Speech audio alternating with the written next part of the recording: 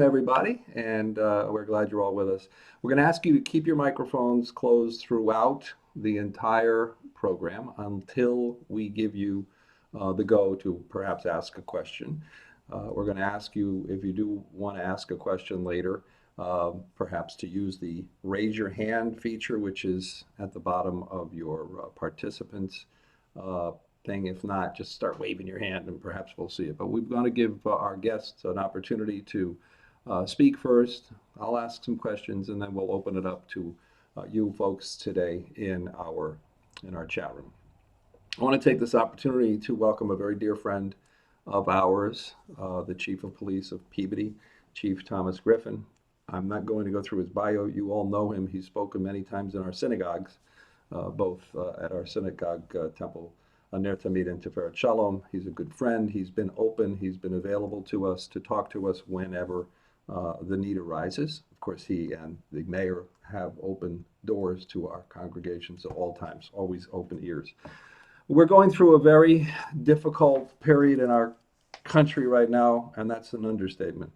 Between the pandemic, which is one of the reasons we're sitting here on Zoom today, and also, of course, the difficulties with the racial issues that we're dealing with, the police issues that we're dealing with.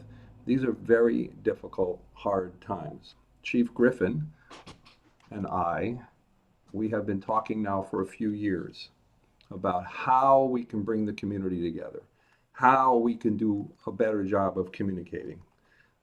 And Chief Griffin, as you know, and I have been working together with the Peabody Clergy Ministerial Association in trying to create more dialogue and have people speak to each other with better tone. And now more than ever, it's time for that. And I called the chief a couple of weeks ago after Mr. Floyd was murdered and all of the troubles really started to brew on the streets of our cities around our country and the world. And I was concerned because I was concerned that we're not hearing about community policing.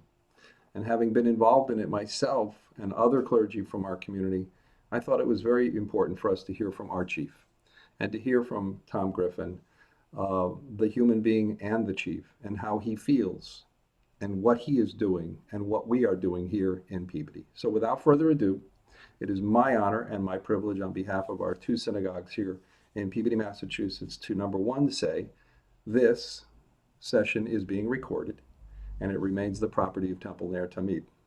Anyone wishing to use anything from this program today will be asking for permission from Temple Ner Tamid, Temple Tiferet Shalom, and of course from the police of Peabody. Chief Tom Griffin, welcome. Good afternoon. We're so glad you're with us. There you are. We got you. You got me now? I appreciate the opportunity. I see a lot of familiar faces, and I'm always very comfortable speaking with you folks. But I just have a couple of quick comments, and then if you have some questions, Rabbi, specific to some of the topics you talked about, I just think it's important to let you folks know that I appreciate the opportunity to speak today. I just like to state and reinforce that myself and my offices, in the strongest possible terms, condemn what happened to Mr. Floyd in Minneapolis, and not just what happened to him individually, but also what's been going on as it pertains to all forms of racism and police brutality. We find that there's no place for that in our department or in our city at all. We work hard every day to engage in a positive manner with the community, and we're equally as disturbed as you folks are when we see police misconduct. Unfortunately, there are members of this profession that come into this profession for the wrong reason, and for lack of a better way to say it, they betray their oath. And because of the serious impact that can have on the community, we think it's important for the police to work very hard every day with the community to root out these kind of officers and build strong bonds with our community. We have a number of different offices whose specific functions are community policing. And we also have a number of programs aside from that help us interact with the community or provide services for the community, specifically to develop positive relationships with the community so that in times like this or in times of need individually, you'll be very comfortable coming to the police department for any help that you might need. And it is troubling to me that there are officers out there that create a different perception and that cause people to hesitate to engage with their police department. I think that doesn't benefit anybody. If anything, it hurts people immensely. I've spent a lot of time in different churches and temples and stuff talking about this specific topic, and I think it's important, and we need to keep talking about it. I think that it's a lack of dialogue between different groups that creates these kind of problems and these misunderstandings, and through more training with the police department, more education with the police department, we're going to be a stronger, more positive community force, and I look forward to that. So and that's kind of what I had as a introduction, Rabbi. But if you have some questions specifically, Well, I think it's important. Thank you, Chief. I think it's important for us to put people into perspective with regard to the Peabody Police Department and the steps that you've been taking over the years now to obviously create community policing. This is something that they're talking about now, the need for more community policing, and correct. And there are model cities in New Jersey, and I think there's a model city right here. You have been certainly working with community officers, so maybe tell us a little bit about some of the officers that are literally assigned to just working with the community, and then we can also talk about how you've also involved the clergy in the SISM program with regard to what that does and why it's necessary. Okay, well, I'll start with that. With SISM, what that actually stands for is Critical Incident Stress Management. And what happens is police officers, fire, EMS, we get involved in some very critical incidents. People, bad car accidents, just bad situations that can take an emotional toll on a person. And my belief, and there's a school of thought in law enforcement that to have a good community policing officer, you have to have a very well-rounded officer, both physically and emotionally. And if we don't process going to a scene where there's a fatal accident in a car or a child that may have passed away suddenly or something like that, if we don't process that emotionally and deal with that, it's going to manifest itself in another way. And unfortunately, a lot of times that could be whether it's alcohol abuse or drug abuse by somebody, or just acting out in anger, as we're seeing with some police officers now.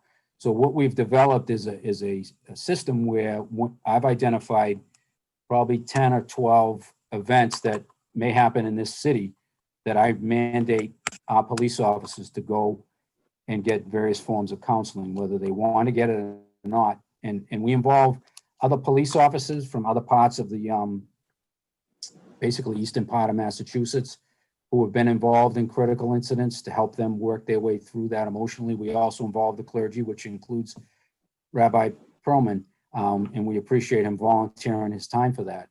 And it helps the guys process what they've observed, what they've had to deal with, because there can be a lot of stress. There's we do a lot of training. We teach, the young recruits basically how to do everything from write a report to walk down a hallway to drive a car. And we send them out to some of these pretty horrific scenes, and we don't give them a lot of skills on how to deal with that afterward, because anybody that's been through any kind of a traumatic event knows that it sticks with you. And we deal with traumatic events fairly regularly, so we have to have a system in place to help us process that. So that's one thing that we've put in place to try and take the edge off of some of the more gruff police officers, because sometimes that's the way it manifests itself. In terms of community policing, this police department for a long time has had a number of different officers who their specific role is community policing. A lot of you may know John Nelson. He just recently retired. He worked at the North Shore Mall probably for 20 years. He was assigned up there, and anything that was needed at the mall, whether it was any of the merchants, any of the patrons up there. I mean, he was there to help them and work with them. We did a number of events with them up there. We're just about to name his replacement in the next couple of weeks because he retired, like I said.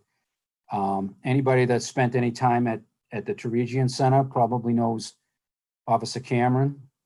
He's been assigned there quite a long time as well, and he'll work with the elderly population over there. Unfortunately, people target them for various scams and various things like that. And to have a familiar, my feeling is to have a familiar face of the same police officer that you're comfortable dealing with will encourage people to report those types of events that might be happening to them.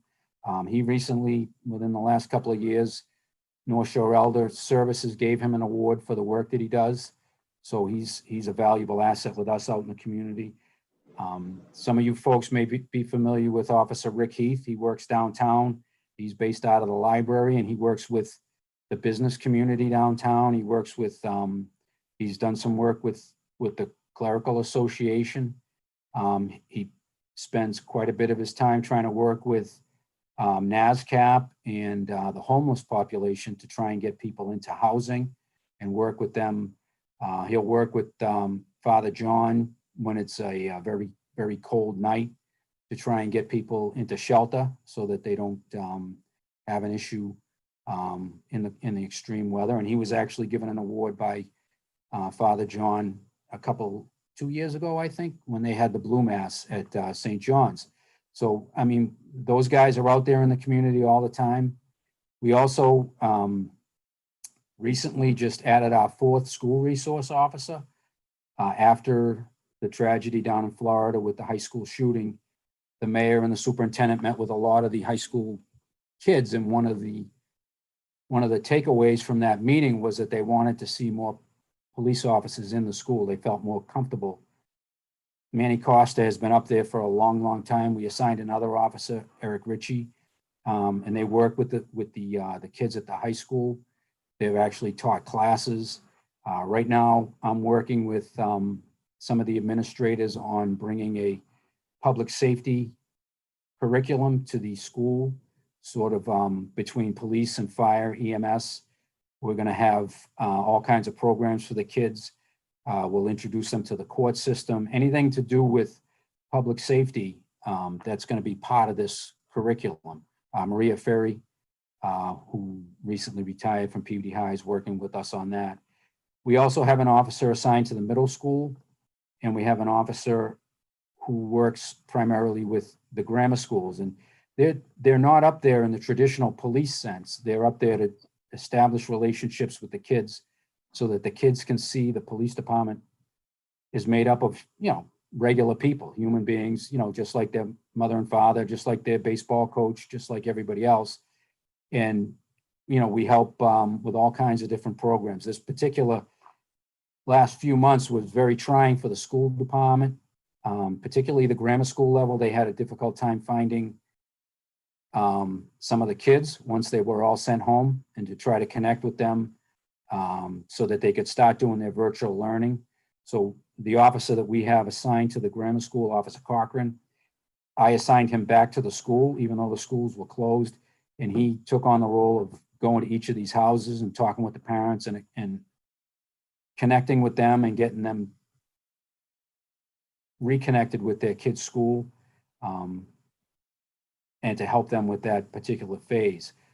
So there's a lot of different programs that we've been doing with the schools. I could go on and on and on about different camps and, even just the parades that we did for the schools most recently. A lot of that, the ones, anyone that you saw on the weekend, those officers volunteered their time just to do that, to connect with the community. That's what, the spirit of these guys is here at this department. They want to be connected. They're sons and daughters of Peabody. They want to give back to this community. And that's why they chose to be Peabody police officers. They could have moved anywhere and been police officers anywhere. They could have, tried to get in law enforcement on the state level or the federal level, but they chose to stay where their roots were and give back to where they came from. I'm certainly aware that people are in the room and they would wish to ask some questions, and I'm going to get to your questions, I promise, but I have a couple more that I'd like to just ask the chief. Again, one of them is to talk a little bit about these things that we've had in place, right? The community academy that we've had, where some of us sitting in this chat room right now have actually attended, and why that was implemented, how long ago it was implemented, and what was the thought behind it. And then I'm going to ask one more final question for you to think about, and that is, as we know what's going on in the world right now, and there's changes underway. There's police training that is being modified. There are changes that are being adapted or adopted. The 8-step program, which was mentioned. Perhaps you want to talk about the academy and then maybe address the changes that may be taking place or may not necessarily have to be taking place in Peabody, and then we'll open up to the questions for the people out in the room today. Sure. In policing, there's a school of thought called police legitimacy. It tells us that we need to let our citizens know who we are and what we're all about so that they understand what we're doing and why. It legitimizes what the police process is, why we're, conducting a certain operation. I mean, if we were to be running radar over on Linfield Street, there's some people that think that the police might be there just to generate revenue, which is not the case. We would be doing an operation like that based on complaints that we got and issues, traffic accidents that we've seen historically. So we're trying to correct that action. So people need to understand why we're doing what we're doing. And one way to really hit that home is with the Citizens Police Academy.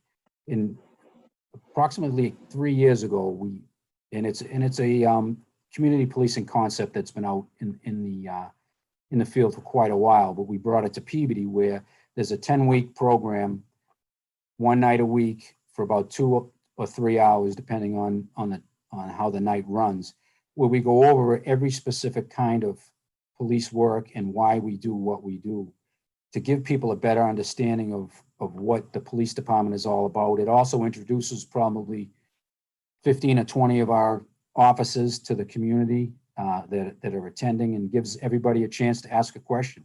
You'll be talking to detectives, you'll be talking to traffic officers, you'll be talking to a number of these community policing officers. And if you have a question as to why do we do something a certain way, you can get those questions answered. And you can also provide feedback to us about your concerns out in the community. And it's a good exchange back and forth.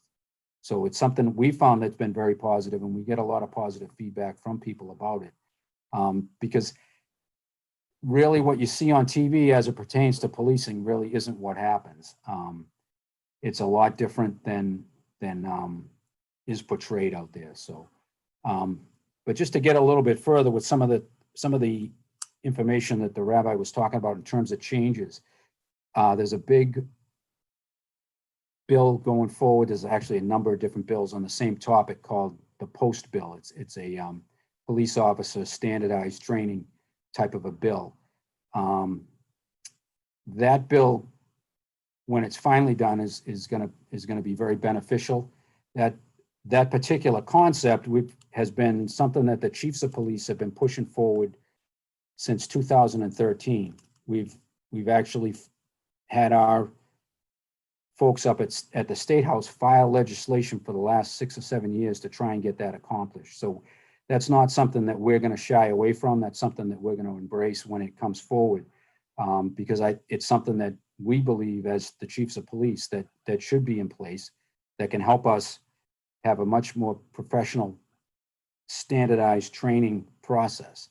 Unfortunately, in Massachusetts right now, the funding for training is not where we think it should be, but hopefully that's going to come part and parcel with that and help us with that. But as far as that's concerned, we're not opposed to that whatsoever.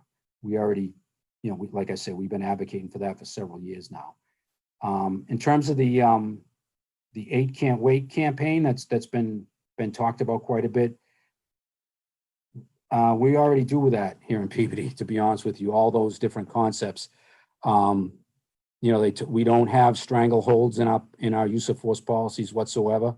We haven't, as long as I can remember. We don't train on it. We don't advocate it. We don't allow people to use it. Some of the other concepts involved in that. Our training is one of them is just de-escalation. Our training is based on de-escalation. That's what we try to do. I think another one, I actually haven't actually graded. Let me look at them. In terms of giving a warning before shooting, that's consistent with all of our standards. That's what we do when we train. The last thing that a police officer wants to ever do is to ever shoot somebody or take their life. It's just not consistent with why we're here. It's not consistent with what a lot of people's moral beliefs are. I know you see on TV, some of these police officers are shooting people all the time and then going right back to work, and that's just not how it goes.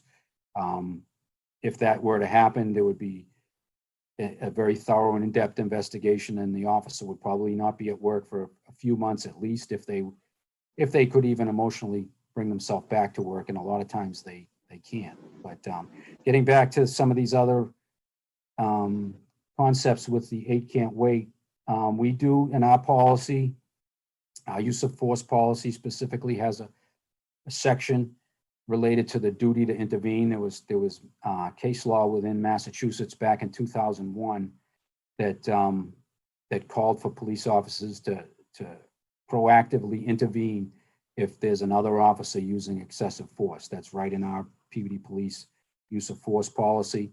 In terms of shooting at moving vehicles, the only time that anyone's allowed to shoot at a moving vehicle is if their own life is in jeopardy or the life of somebody else is in jeopardy, and they can do so without causing more harm than they would solve.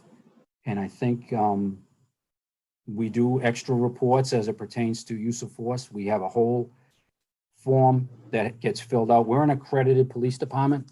We've been accredited since 2002. So all of our policies, I mean, I think we have probably about 140 policies attested against the best practices in law enforcement. Every year, we have a 3-day evaluation by the Massachusetts Association that oversees accreditation. They come to the police department, they go through all of our policies and making sure we're adhering to all of our policies. And as part of that, under our use of force policy, we have to file a separate report every time one of our officers uses any kind of use of force. It's reviewed by a separate lieutenant who's not in the patrol division. And we keep track of that and we monitor that so that if any officer seems to be having a number of events where they're using force, then we can put a little bit of an extra attention to that and find out what might be going on there, whether it's a training issue or there's something else going on that we might need to address. So I think that's the majority of all the 8 can't wait. Okay. And our training is based on a use of force continuum. Obviously, when we go to arrest somebody, we hope that all we have to do is say, turn around, we're going to put the handcuffs on. That doesn't always work out. But our use of force is reactive to how someone reacts to us. If they comply and we can put the handcuffs on, then that's great. Then we just put them in the car and we come to the police station.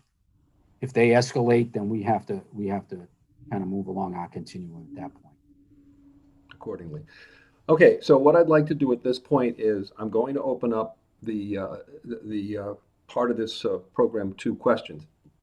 Please keep your microphones muted throughout unless we ask you to open them, because if you open your microphone, you become the star on the screen, and we are broadcasting right now on Facebook and on YouTube, and they're seeing you and not the speaker.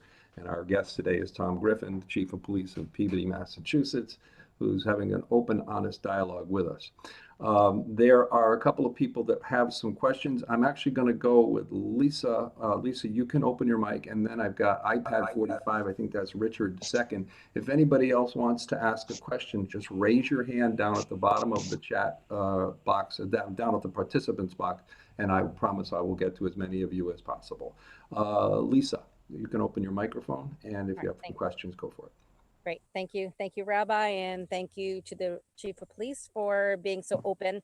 I just have a couple quick questions. And the first is, I'm a Peabody resident, and driving through the city, oftentimes you see police, with different job sites. And I find it I find it I very, lost you there for a second. am I back? Can you hear me? I can Yeah, hear you now, yeah. yeah, Okay. someone had their mic open that Somebody wasn't. opened their mic. Go That's ahead. okay. I understand. Sure. So just the other day I drove by, it was a national gridder. I honestly don't remember what the job site was. There were a number of workers there, and there were 3 police officers very close. Why don't our police officers wear masks? I know they're uncomfortable. I know it's hot. I know it's terrible, but I feel like they should be leading by example. And when they're at a job site and we're in this pandemic, why aren't they masked? They're supposed to have either a mask or another face covering that they're supposed to be wearing. And I, we're working on as hard as we can to get that accomplished, believe me. If they maintain the 6 feet, then that's not required. But but unfortunately, sometimes they tend to merge together. We do have a supervisor that goes around that tries to pull them apart and do that. But we do have a lot of work right now in the city, and it's tough to stay on top of, but it is something we are addressing. I do understand if it's one person and he or she is directing traffic and there's no need for it, and I understand it's hot. I mean, this happened to have been a group of 3 people next to each other chit-chatting, and I found it incredibly disheartening that they should be No, leading. I agree with you. And we're working on trying to reinforce that as best we can. And Especially for our kids. Our kids are going to be looking up to the police officers. absolutely. So that's number 1, and I thank you for addressing that. Number 2 is I was at the June 5th Black Lives Matter demonstration down at the courthouse, and I have to say I thought it was wonderful that I felt it was very peaceful, very respectful. One thing that I just would like, and I may have missed this when there was the, can you hear me? I can hear you. Yes. Okay, no, I just saw somebody else pop up on the screen, so I didn't know. Yeah, Towards Lisa, let me just stop you. Everybody, please keep your microphone buttons off until we ask you to unmute. When you open your microphone, you become the star. The star that's talking goes away. So please do not touch your microphone buttons unless we tell you to. Lisa, go back. Okay, so towards the end, when everyone was kneeling, which I felt was an incredibly powerful moment, people were chanting for the police to take a knee. And I understand that definitely got very rowdy at some points. And you came to the microphone and you gave your reasoning for why the police weren't taking a knee. And I may have heard it wrong, so I'm just going to tell you what I heard and then you can correct me. And that was, you felt that taking a knee was representative of the actions of what you feel, and I think the rest of us feel, was a very bad officer with the knee on poor George Floyd. People tried to explain that this was a symbol being co-opted by the Black community in a sign of respect for and solidarity for the Black community. And I think it would have been nice if maybe just, I understand you needed to be aware. I've lost you. Whoops, we've lost you, Lisa. Lisa, you actually, oh man. Lisa, we're not hearing you. Can you hear me? Now we've got Hey, you. now, Finish yes. up. Finish up. Go Where ahead. did I leave off? I apologize. I know I was rambling. So I think it would have been nice for one person to potentially have taken a knee, because I understand the dangers of all of you doing it, not being able to be aware of the crowd. But do you still feel that taking a knee is bad symbolism, or is a symbolism that you understand being in solidarity with the Black community? I understand that that's how they feel. And under those circumstances, at that point in time, it was a difficult decision. I think there's been a lot of conversation between now and then. And I think, that's how we learn and we evolve, and, a different scenario may present a different, we gave the officers the option to do as they felt. And again, on Saturday up at the park, the same thing. I wasn't able to be there. Yeah. Okay, so Yeah, does that answer I mean, your it's just, question, Lisa? I felt that way. We did have some very serious concerns. Can you still hear me? Yep. Yep. We did have some. Rabbi, can you hear me? Now we're breaking up. I'll tell you what, Lisa, I'm actually going to ask you to close your mic. Okay. Well, And just one more quick point on that. So after all of that, I was with a bunch of young people and I was trying to explain both sides of the story. Hello? Hi. One of them started one of the young people started a Facebook page, Equality in Peabody, and perhaps it would be interesting to invite one or two of those people into your citizens policing academy as further dialogue. And good I'll just point. leave it at that now. Good point, Lisa. Thank you. I can also tell you, I'm not sure if the chief can hear us right now or not, but I can tell you that the Peabody Clergy Ministerial Association just recently met, and we talked about inviting dialogue with that young group. And we are working on trying to get together with a socially distanced, face-to-face talking group amongst the clergy. And so, Chief, I'm not sure if you're back with us or not. Chief, can you hear us? About that. I can hear you. Can you hear me now? Yeah, now we've got you. Okay. So did you want to finish your answer? Yeah. I just wanted to say we did have some concerned about safety in that event. There was statements being made broadly, but there were also statements being made specifically to the Peabody, the city of Peabody. So we had to be diligent in that respect. And It's very difficult with young people that are very strong-minded, but yet don't have the life experiences. So as I was there with my daughter and a lot of her friends that have started, I was trying to explain the balance of why stores had to board up, but yet could still support Black Lives Matter. One of the girls that I was talking to, she is the one who started the Facebook page because I said, you want to get involved, get involved. So I think bringing them into the Citizens Police Academy and into some of the clergy discussions would be a nice bridge for them to. you're talking about the girl that organized it? No. The girl who organized who started the Facebook page Equality in Peabody, Annalise. Okay. All right. Yeah. So I've had some conversations with her about, this is an adult, this is how adults look at it. I understand this is how you're looking at it. And we need to find a happy balance and a happy medium for working together. So it might be interesting to bring her and a few of those people into that dialogue. That'd be great. I mean, I went down and spoke. I think the girl was Heidi that actually arranged that. And I gave her my card and I told her to call me. That's great. We can have these discussions. And I actually, there were two other people that I did the same with. And, I'm not I'm someone I want to be out there and be open and talk with people about what the only way we're going to learn what people are concerned with is through conversations and education. Lisa, that's a really good point that you're making, and I'm going to have to move along because I want to get to some of the questions. But I think it's a really good point that you're making, Lisa, and I would recommend that you speak to the young people as well and ask them to keep their eyes open for the next community policing academy. Chief, is there an age limit of how?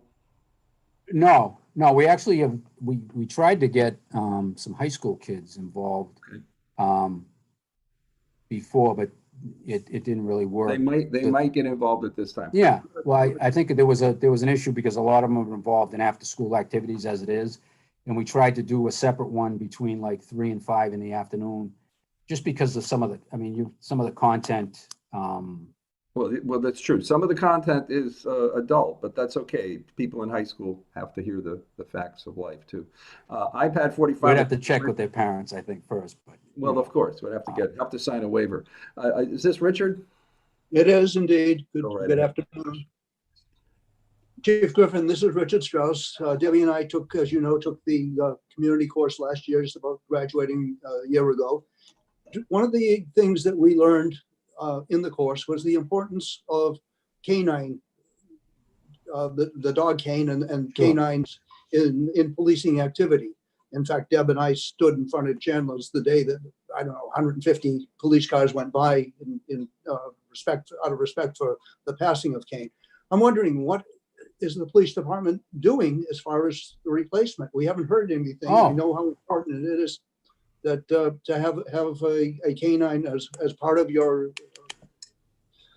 corps, both for trying to find people who get lost and in case of drug involvement and stuff like that. So just. I thought we already put that out there. We actually have another dog, and he's working with the same handler, And he just needs to go get his certification in explosives. That's what we have him trained in, primarily because we have so many large events in the city and in the schools. We felt it was better to have someone with a dog with that background versus the narcotics background. But he, we did replace the dog, and it almost has all of its certifications, and we'll have to get that out publicly a little bit better than we have. Yeah, I hadn't heard anything. No. Okay, all righty. All right. That's why he's here today. He's here today to communicate. I think I saw Steve Shemuel with his hand up. I'm not sure if you actually wanted to ask a question or not. Yes, Steve? I did, Rabbi. Go ahead, Steve. Thank you. The question I'd like to ask is not related to Peabody or Dan first. Just in general, when someone is running and is not armed, like it happened in some occasions, the police shoots many times. My question is why they don't, well, my question is why they don't have to shoot to kill. They can try to shoot so that they can stop the person, and they don't have to shoot so many times. The only time they can do that is only if the person is armed and they're afraid about their lives. Correct. Yeah, there's a couple of different things with that. An officer's only supposed to use deadly force when their life or somebody else's life is in danger. Some of the circumstances you're talking about that you've seen more recently, obviously, are very questionable in terms of whether people are following the policy properly. And that's going to be addressed either in court or people are going to have problems within their department. What sometimes happens is when people are under stress, they'll tend to not realize how many times they've fired a weapon and shoot more than they probably should. We're trained to shoot 2 bullets and then kind of reassess. Sometimes adrenaline gets going, tunnel vision. It's just a physical reaction to being under that level of stress. And sometimes people don't even realize how much they've actually shot their weapon. And that's why sometimes you'll see that somebody shot 10 times and they may not even realize it. And that's happened before. But in terms of, some of the events you're describing, the policy is your life or somebody else's life has to be in danger for you to use deadly force. Now, there may be a scenario where someone's running away and the officer's concerned that they're going to carjack somebody on the next street or hurt somebody on the next street, and that's why they felt they needed to do that, and that's a possibility. But all that needs to get fleshed out in an investigation and to see what was going on through that officer's mind at the time. But that's what the policy is in terms of that. Thank you for coming, and thank you for answering my question. Thank you, Steve. I will tell you that having been through the academy and also working firsthand with the police, through different training for counseling and whatnot, what we perceive as something that might be going on is different in the minds of an officer who's been trained and actually right there in the middle of something that's going on in their face. And it's so hard to analyze how people are thinking, especially when you're under fire or what you think you're under fire. So I have one more question, and I want to ask Rabbi Kudan, who I noticed is with us today as well, and I want to ask Rabbi Kudan perhaps to say a few words as well. So I'm putting you on notice, Rabbi. But before I do that, I want to ask you this question, Chief. We're seeing a lot of cell phone videos. I mean, it's everywhere. Everybody's carrying a cell phone. I've got one standing next to me right now. We all do. Does cell phone video always tell this story, or is it causing more of a confusion for people? I would have to answer both ways. I mean, it's it depends on, if you get the whole version of an event, then it might tell the whole story. But if somebody parses out pieces that they don't want you to see, I think it can be problematic. I think we operate under the assumption that everything we're doing right now is going to be videotaped anyways. And I think that's the right way to operate. I mean, we just try and I I just think that as long as, it's, the full and complete version of what happened, then, I think you can make a proper evaluation for something. But again, it doesn't give you the whole surrounding of everything that's going on and how the officer feels and things like that as well. What led up to the phone being taken out and starting? So this is always not, it's not cut and dry. It's not always cut and dry. I want to turn things over to Rabbi Kudan, give him an opportunity to say hi, and also I have Alan and Debbie Pransky would like to ask a question. So Rabbi Kudan. Hello, everyone. I want to thank Rabbi Perlman for inviting us to Temple Tiferet Shalom to be part of this conversation, and Chief Griffin for all that you do to keep us safe in town, and for being willing to have this conversation with us. You and your office is really doing a great job. The other problems that we had before this pandemic and the latest issues are still with us, and so we've appreciated your support and your protection. And so I'll let the others ask their questions. I think it's been already a very informative conversation. And we want to thank you very much for joining us as well today. So I'm going to ask Alan and Debbie Pransky to ask their question, and then Roz is going to be in right after them. So thank you, Rabbi, and Alan and Debbie. Thank you, Chief Griffin. I have a question about training.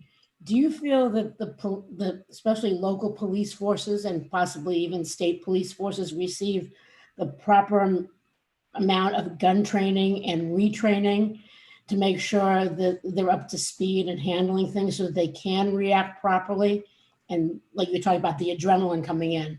And I've always been concerned about that training factor. I'm not so sure. Do they get the proper training that they should? We train 3 times a year with our firearms. I mean, I think, you could always, the more you do, the better you develop your skills and things like that. We also do some scenario-based. We don't just stand at the gun range and shoot at the paper. We do some scenario-based training. We've actually gone to the mall on a Sunday night and done like an active shooter type of training. And there's different, services you can, whether it's through simulation, that type of stuff, where they have videos that you can do shoot, don't shoot type scenarios that you can, it comes, there's a lot of different stuff for us to train on, so that we do the most that we can with what we have. It's difficult to replicate the situation that an officer would be in to, use deadly force. You literally have to feel your life is threatened, and you can't really practice that too much, so it's hard to, we just do the best we can. And we try and get people comfortable with their weapon and using their weapon and skilled, so that if they do have to use it, they're going to use it properly and effectively, and not have any kind of unintended damage either. Thank you for the question. Roz, I'm sorry, I did not see you in the chat room earlier. I think you had a couple of questions. Roz? You may open your microphone, Roz, please. You're still with us. Let's see, Roz, you still there? Yeah, you're there. Let's get you unmuted, Roz. Oh, let's try to get you unmuted. Roz, we're not unmuting you. Unmute yourself. Unless you don't want to ask the question anymore. Okay, if you do want to ask the question, try to hit unmute. I've got you here twice somehow. Anyway, all right. So are there any other questions out there that anybody has? Of course, what you just said is so true. It's so hard to train reality, in real time. You can do all the war games you want to do, but until you're actually sitting there getting fired upon, it's how do you train on that? It's very hard. Are there any other questions anybody has? A couple people have their hands up. All right. See, you're good. You're watching. Rich Band, go for it. Open your mic. Oh, you know what? He doesn't have his microphone on. Richie, you don't have a microphone connected. You just have a hand up. Type it into the chat box. We'll ask the question for you. I'm there. Can you hear me now? There's Roz. Oh, Okay, Roz Roz, is go back. for it. Oh my God, 4 different ways. I have 2 things to actually mention. One is about the psychological training. Who actually gets into the police academy? That's one. Do more experienced officers find it difficult to change what used to be is not anymore? And the big one that I have had, not just recently, but for a good few years, a lot of the servicemen come from the veterans, and I used to be an MP, and that's great. But when the MPs were out there, I'm sure there was the enemy on the other side of the fence. So my question is, do they automatically see that somebody who's facing them that don't look like them are automatically the enemy? Okay. I wasn't in the service myself, so I would hope that they would be able to, I don't think they look at their community members as the enemy. I don't think that's not, certainly not something we would condone or train them on. In terms of when someone gets recruited to the police department, the city hires I can imagine it's a psychiatrist to do a number of interviews, and they have to pass a psychological exam to come onto the police department. And, in terms of your other question about change, I mean, it's like anybody else. You need to work hard, and if sometimes you have to use different methods to bring about change, whether that's, training, or it may get to the point where it's somewhere where you have to apply some type of discipline to get the point across that this is not acceptable behavior and this is how we're going to do things going forward. And sometimes there is resistance, and either people are going to comply or they're going to have some difficulties. I think I covered all 3 of you. Thank you. I think you did. You did a good job. Roz, I'm glad you were able to get your microphone open. Thank Me too. Thank you. you. I see Rich. Rabbi, I opened my mic. I'm on 2 different things. Oh, you're Rich. It's me. Okay. I'm You're Richie. Rich. Sorry. You gotta go for it. It's a pleasure to listen to you today, Chief Griffin. My question is, do Peabody police wear body cams or their dash cams? Is that part of the community policing that's officers use? We don't at this point in time, no. We've talked about it internally, and we're looking at different programs and things like that. There's a lot of expense that goes on with it. It's just something, we haven't gotten to the point of it yet. But I would imagine in the future going forward with the technology and everything else, and the ability to have that, I think it's going to at some point be standard in all police departments. So I want to ask you a question. I think perhaps one of the elephants in the room hasn't been asked, and I'm surprised about that, because people have been calling for defunding the police. And we know that doesn't mean taking away all of your money, but it means perhaps putting money in a different area. And I know that, you just said you can't afford to put in the cameras, right? There's an expense involved in that. I also happen to know that you're also trying to put in, or at least have vehicles that are roadworthy. You have a building that is in a flood zone and probably needs to be replaced. So when someone says defund the police, now I sound like an advocate. So I am, because I've been there. So you have to understand, folks, I've been through the academy.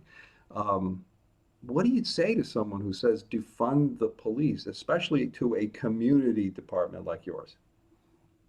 I obviously am going to strongly advocate for as much funding as we can, as the city deems appropriate. But I also understand, some concerns about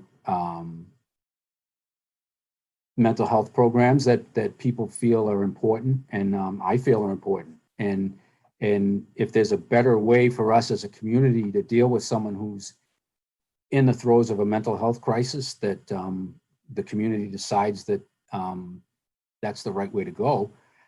I think they, by taking money away from the police department right now, before that advocacy group or that particular group of people is put together and out there working is kind of putting the cart before the horse. We go to those calls because right now there isn't someone else that goes to those calls. But, if there's a better way, we're always trying to do things safely, and we certainly don't want to be involved in, someone getting harmed if there's another way that we, as a community, as a city, can accomplish the same goal as getting that person who's in a crisis to a safe place. Okay, so obviously we need to put money where it's necessary, but we also can't take money away from where it's necessary. So we're in a Right. Yeah, you gotta, it's a balance that you have to make. But I mean, I obviously, like I said, I mean, we could, I mean, I'll advocate all the time for more funding for the police department. There's a lot of programs we can do, but I also, I do hear the concern about the mental health piece of it.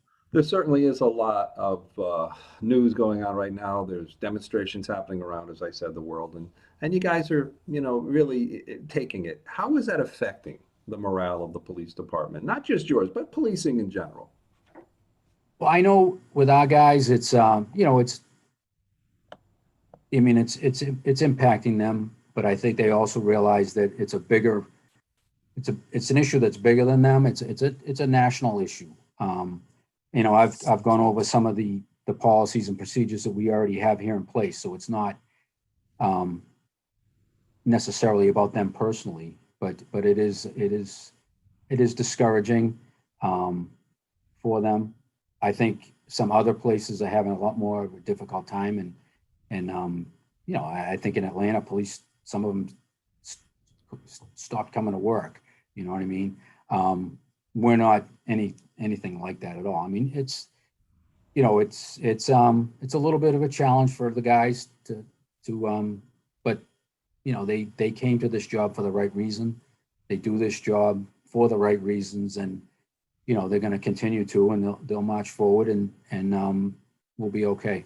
Are you concerned about the potential for people not wanting to become an officer in the future, or do you think, as we balance this and figure this out and come up with new protocol, that it'll go back to a point where there's that give and take and respect? I think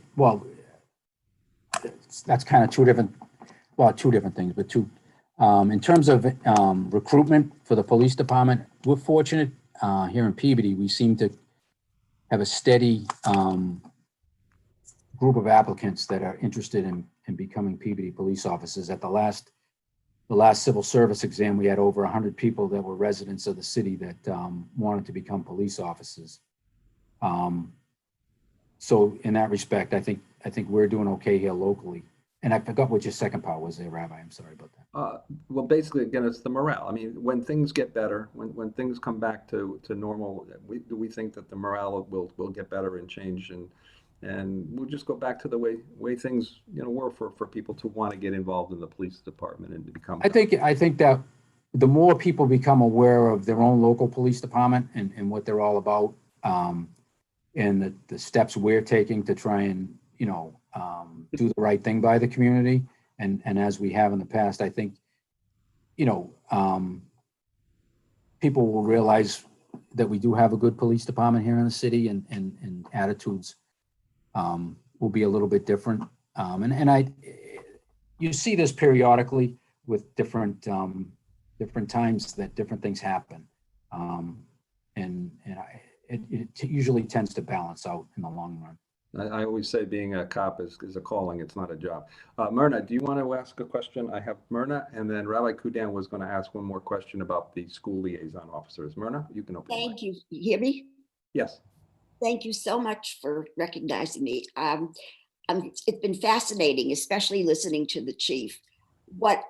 And besides that, I'm from Danvers, so I have to stick up for my community. You have a good department over there as well. I think so. Thank you. Patty Ambrose does a great job. He is. Yeah. But my question is, how much interaction is there really between, like your ideas, our ideas? How much interaction is between a city and towns like we are? I think Danvers is very, very similar in ideas with this, with our city. I know Pat very well. I know a lot of the officers over there. They've actually gone a step further than a lot of police departments. There's only about 90 police departments, 95 police departments in the state of Massachusetts that have state accreditation. Peabody's one, Danvers is another. There's even fewer that have a national accreditation, which Danvers actually holds, which is quite an accomplishment. I think under Chief Follett, they may have gotten a national accreditation, and they're a very, very good department. So that's kind of what shapes, you know, the way the department moves forward. And I know they have some wonderful officers over there. When I was a working police officer, I worked in Salem and did investigations, and we were constantly working together with the Danvers Police Department. And you know, they're a very, very professional group, and you know, they're hard work, and they have a lot of the same, you know, concepts and ideas. I know they have folks in the schools, and they have folks that do all kinds of different events. So I think Danvers is a good town. Okay, with just a few minutes left, I want to get to Rabbi Kudan's question. I also want to get to Ron's question, and then I think we're going to wrap things up for today, because we're going to, obviously your time is valuable, Chief. And so Rabbi Kudan, ask your question, then Ron, and that will wrap it up for today.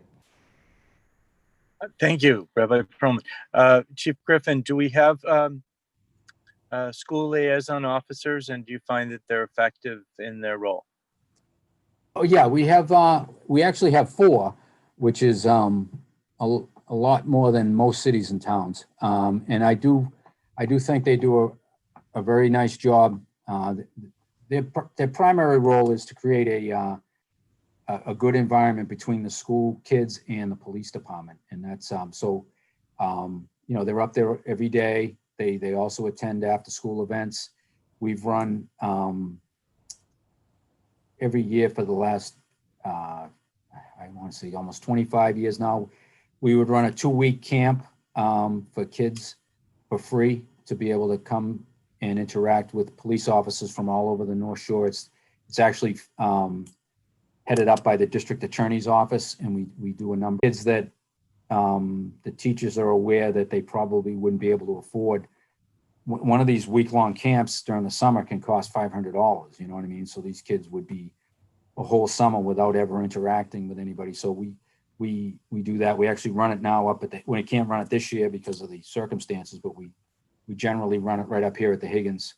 And there's a number of other programs we've done, some leadership training programs with some of the middle school kids and things like that. So I think it's not like, I think some people think that a police officer in the school is like an occupying force, and that's really the exact opposite of why we're there.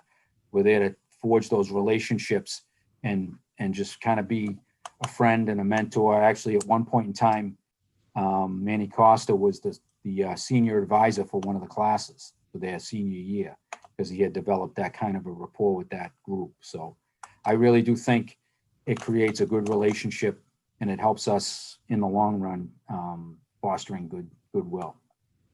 Thank you, thank you, Chief, and thank you, Rabbi. Ron, you have the final question because we're going to run out of time. Ron? In that case, I'll talk quickly. Thank you very much.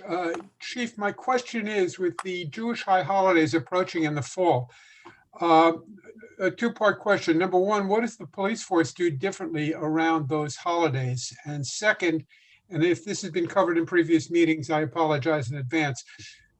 Do you, the level of communication between you and the temple communities relative to what we should be doing at that same time?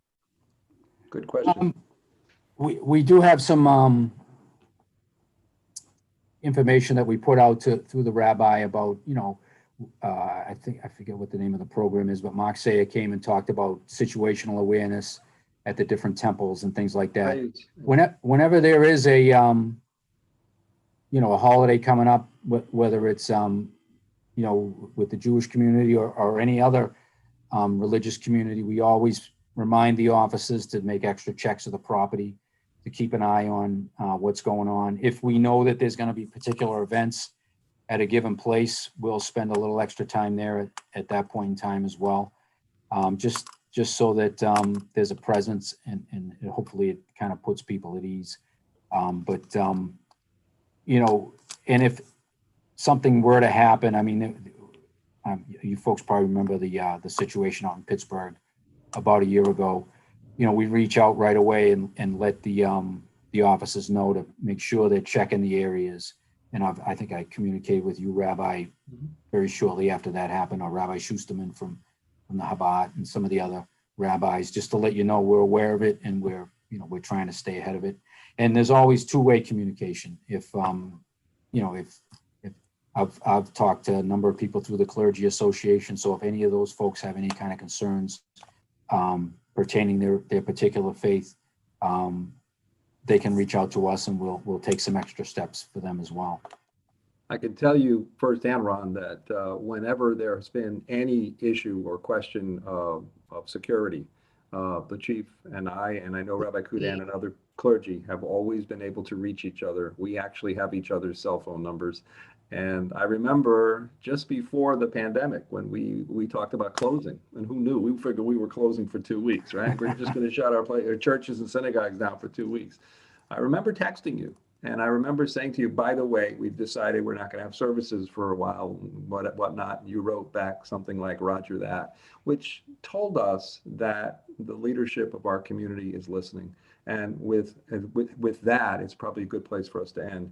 You're not only listening, but you're also available. And I think that anyone who has any concerns or anyone who feels as though they'd like to speak to you or any of the officers, obviously in our Peabody Police Department, you guys are there, and you give out your card. You say, please call us.